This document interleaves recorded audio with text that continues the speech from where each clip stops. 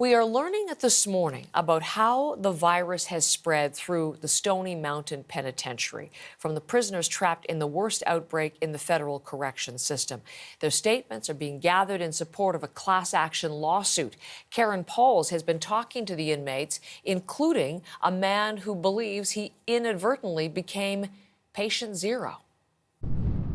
The first inmate at Stony Mountain Institution tested positive on November 10th. 4 days later, public health officials declared an outbreak. Inmates were locked down for all but half an hour a day. Alex Doyle arrived on November 6th after violating his parole. And I was segregated. I was there for about a week, and then I got tested.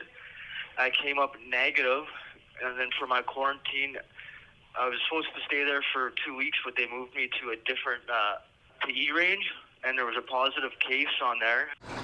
After his 14-day quarantine ended, Doyle was moved again. Despite having a cough, he says he didn't get a second test for 2 days and was able to socialize with other inmates during that time. 2 days later, a COVID test confirmed he was positive. It wasn't good, the whole range. Everyone was mad at me like it's my fault, I thought I was good because they cleared me to come here, and I was talking to my friends and stuff. That's probably how it got passed around. Doyle believes he directly infected at least 3 or 4 people, and they infected others. Les Bisson is one of them. I literally thought I was going to die a month ago. I literally thought, I sat there looking at pictures thinking how I'll never be able to be a father to my kids again. Literally. And it's not just our range. That's happened on at least 2 other ranges. But to do something over and over and over again, you can't say it's an accident.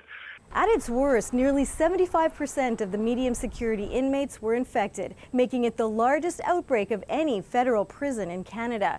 In December, an inmate died of COVID-19 complications, one of 4 deaths so far across the country. Inmates are now sending statements to be included in a nationwide class action lawsuit. Lawyer Jeffrey Hartman says the federal government has failed in its duty to protect inmates. Prisoners who are known to have COVID are put with prisoners who don't have COVID. That's by definition negligent. No one from Stony Mountain was available for an interview, but inmates say now that there are no active cases, some of the lockdown restrictions are being lifted. Meanwhile, Correctional Services Canada says all inmates are being tested before they're moved out of isolation cells, and anyone testing positive is moved to a designated COVID area. Karen Pauls, CBC News, Winnipeg.